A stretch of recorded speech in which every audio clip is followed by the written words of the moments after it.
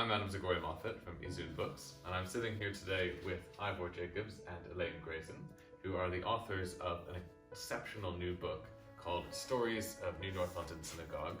And in some way it does what is my favourite British expression. It does what it says on the tin. It's Stories of New North London Synagogue, NNLS.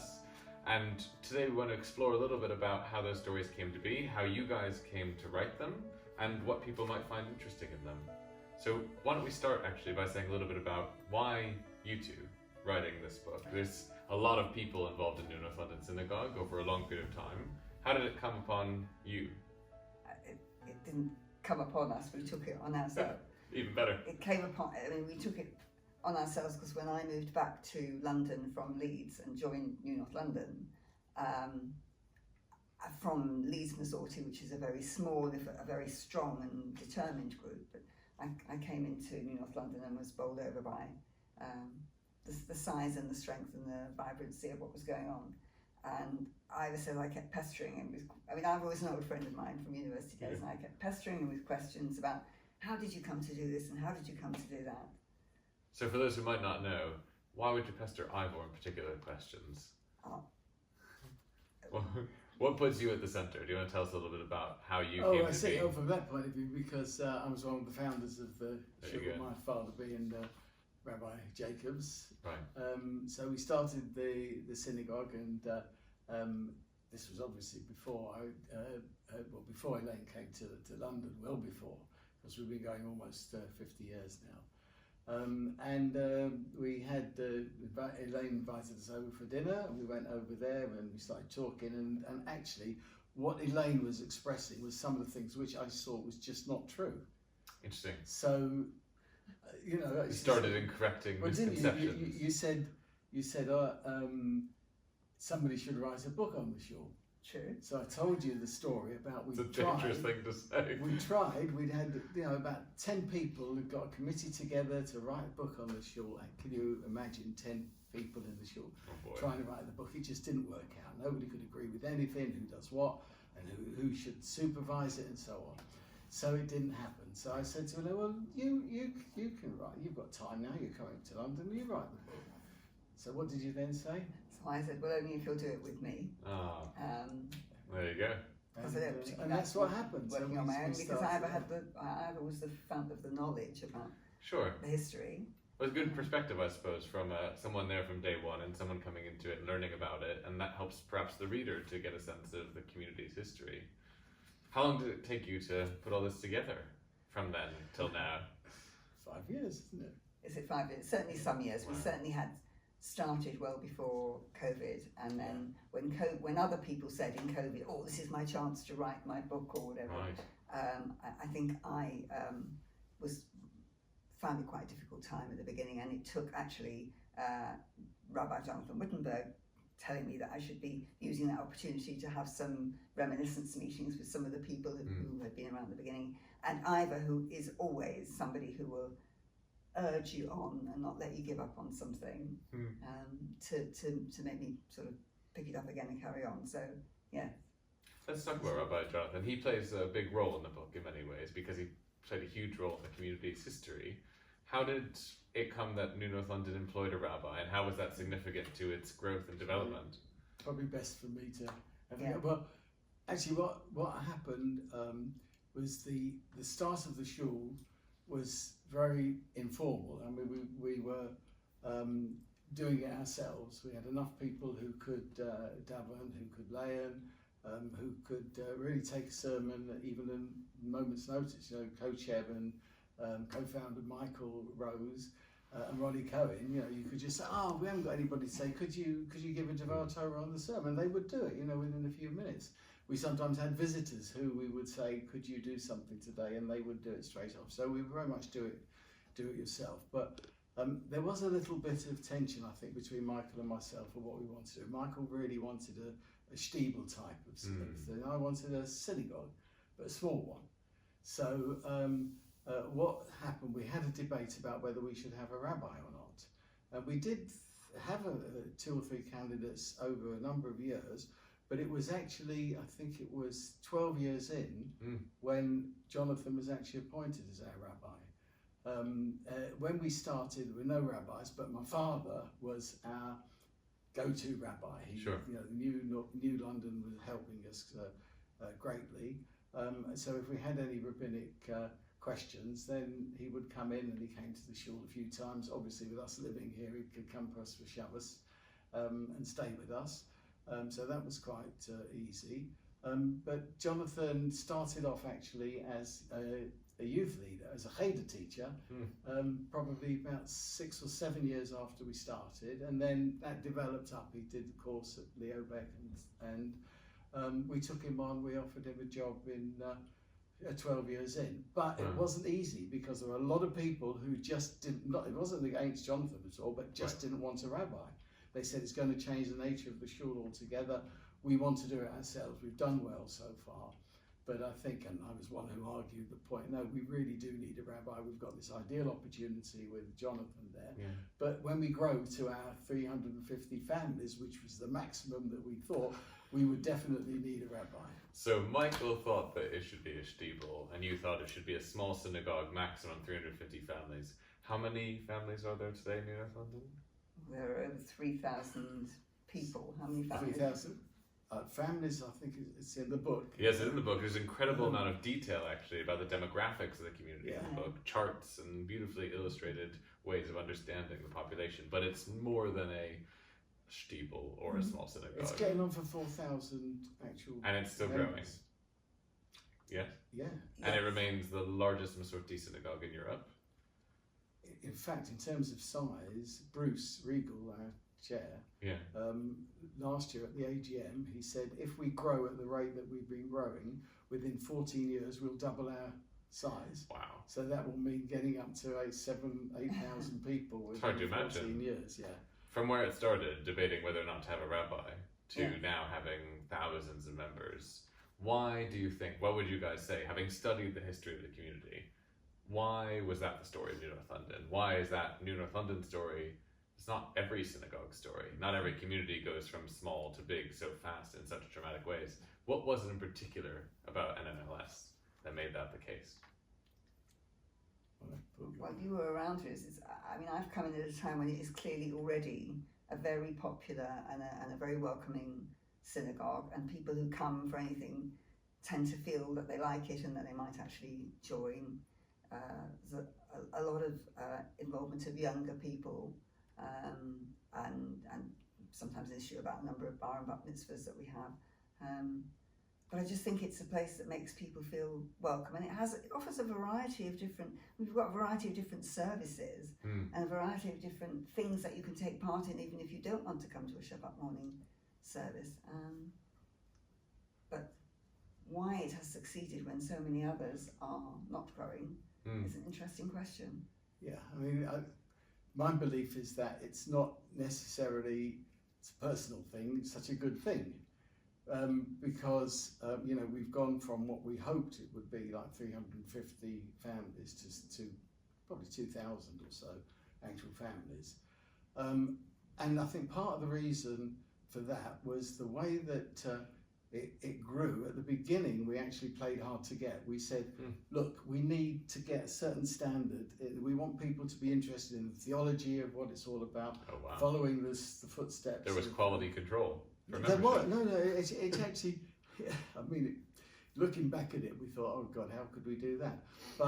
But we did. And what we said to people, look, come to us by all means, but come to us every Shabbos for, say, 3 months, see if you all fit in, and we have these occasional meetings in which we completely open and discuss our Judaism. And what happened there, people thought, okay, we're going to be limited to 350 families, so we better join quickly. Right. And that's what happened. It sort of got word around that exclusivity was an appealing aspect. Playing hard to get actually worked. Also, that this is where there's a sort of divergence in that later on, in about, when was Asif come in? That was about 1999, 2000. Sorry, I can't remember without looking back. I think it was about that time. Asif came in, again there's a whole story behind that which is in the book. And Asif numbers, again they had their own appeal. But that is when the, if you like, the more egalitarian approach. I say we're more egalitarian because we were always egalitarian right at the beginning, but not in the egalitarian in terms of the service itself. With men and women were sitting separate, Right. and at the beginning they wouldn't would be called up or laying. But when Asif came in, they pushed much more for a total egalitarian. And I think that also made growth. Also got to remember where we stand politically, because people saw us, unfortunately, in the middle between Reform Sure. and between Orthodoxy. So you had a lot of couples who were one side of the family were Orthodox and the other side were Reform, Yeah. or nothing. And we were a compromise. So that's also a reason for growth. And demographics, how being in Finchley, was that always the plan to be here? I'm answering all the questions. Yeah, so I'm going to come in and disagree with you, because that's what we generally do. Yeah, that's good. Just about the fact that, first of all, that Asif wasn't the first somewhat egalitarian service. To be fair, Hakololin had become egalitarian in terms of the Torah service Right. before that.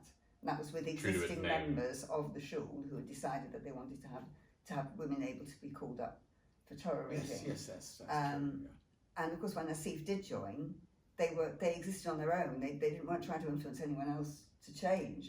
People may have been attracted in, but they were a freestanding group before they actually had a home within the shul building, and they had their own ethos.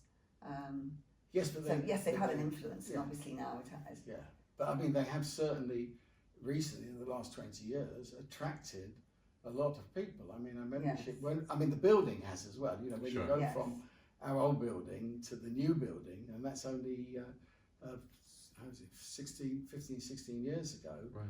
I mean, that was a tremendous boost. You know, people just wanted to be there. It's great, you know, to have a bar mitzvah or a bat mitzvah, and then you've got the facilities there for the receptions and so on. Yeah. And in fact, the bar and bar mitzvah is a big reason for the growth of it, because the egalitarian side of it, we're the only sort of traditional service anywhere in London that has the girls can have a full, same as the boys, a full bat mitzvah.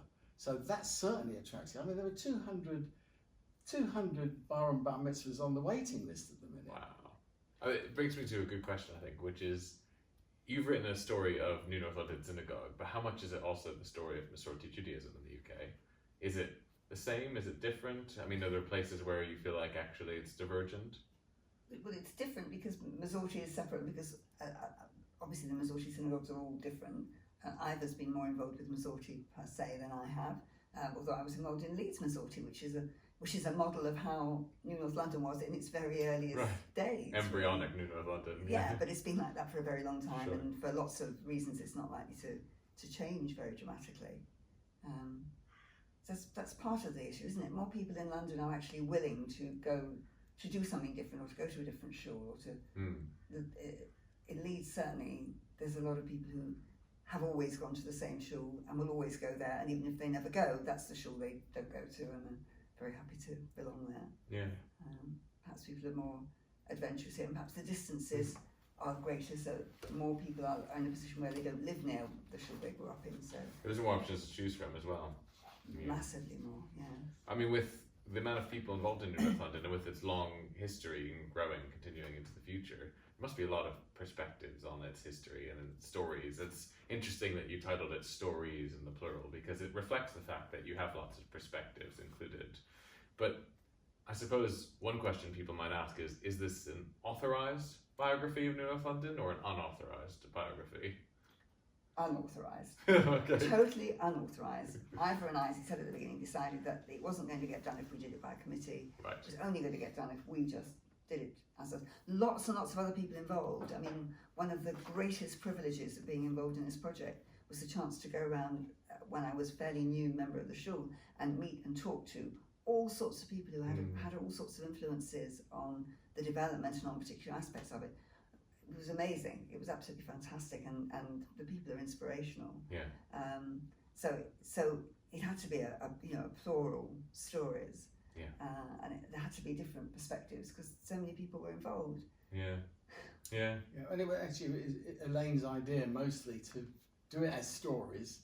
At one stage we thought we'd just do it as topics.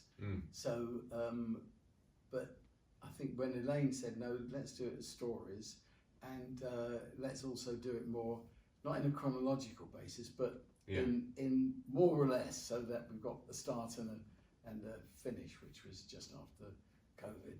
So that seems to have worked pretty well, but that's all down to Elaine. Otherwise I like it. different. I like people, and I like talking to people, and I like writing down their stories. So It makes it easy to read as well. You can pick it up and read a little bit without having to feel like you're reading a history book. One of the stories that stuck out to me, and I'm sure maybe to others, is the Great Biscuit Row. Can you give us a little bit of background on exactly how that merited several pages at least in the book? That was definitely Ivor's time. Well, I mean, this was actually, I think it was, 7 years in, so we didn't have a rabbi. Right. So the rabbi we had was, of course, my father. Yes. And the reason why it's got so much in the book is because we wanted to show that there was like real in-depth learning and wishing to do something over every issue that came out. So every issue was discussed, including egalitarianism, the whole thing. We had loads and loads of discussions about it. Before that, we had, of course, whether a woman should be counted in the minyan, and that was a big debate. But then the biscuit row happened because, I won't go into all the background because I want you to read the book, it was all in there. But No spoilers. It was a bit of a dispute because my father came in and he gave the halacha, and he looked at it. People would see it as being leniency, but I see it as he was always wanting to do the thing in exactly the right halachic way. And so many people just go overboard thinking that they're doing halacha when they're not. Right. So you don't need to. So what he said was, look, with biscuits, you don't need to. Provided you look at the ingredients, you trust your own judgment, it's fine, let them have that. But some of the members, oh no, that's no good. We've got very orthodox relations. Remember then we were like appealing to orthodox people. That was our, if you like, our audience, potential audience. So there's a suggestion, no, we've got to have supervised food in the shul and supervised biscuits. So you could only go to Brzezinski's or wherever it was to buy biscuits for the kiddush. And so there's a big row about it, but it was a halakhic basis, and actually in the book we've got all the details of the halakha, what my dad said and what different people said.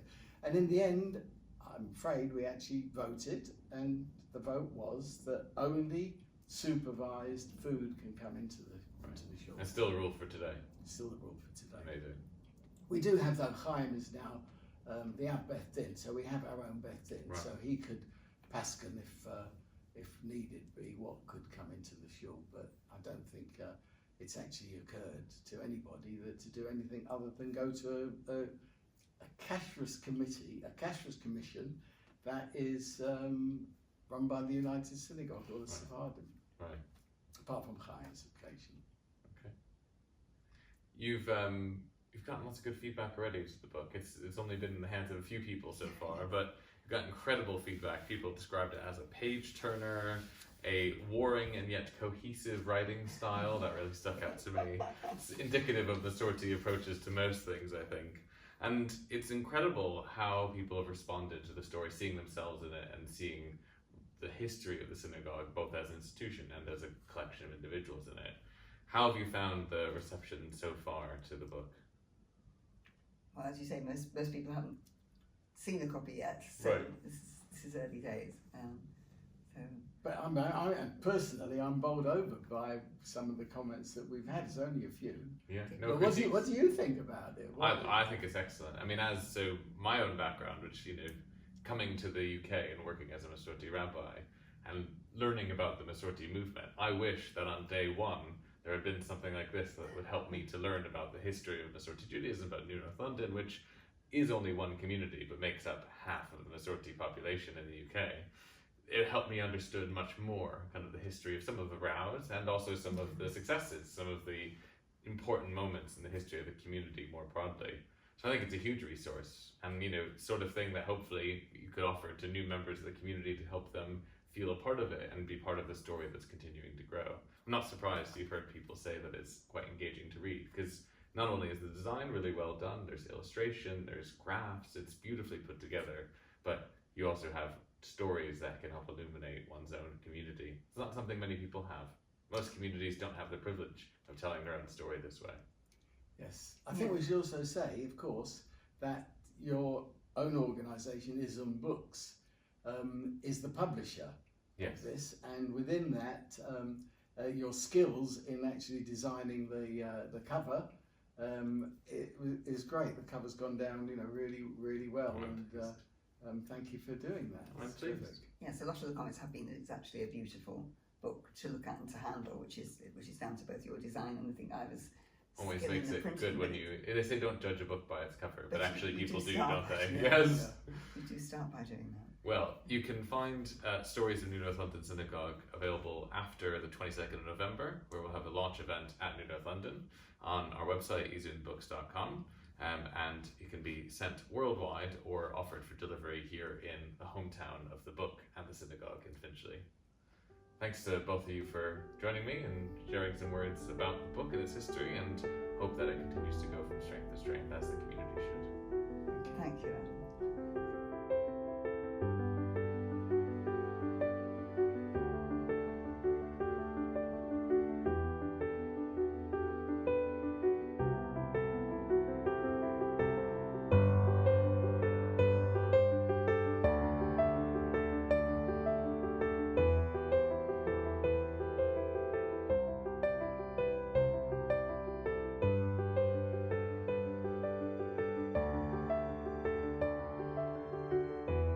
Stories of New North London Synagogue is available on our website, izzunbooks.com, for £24 plus postage, and you can order it today.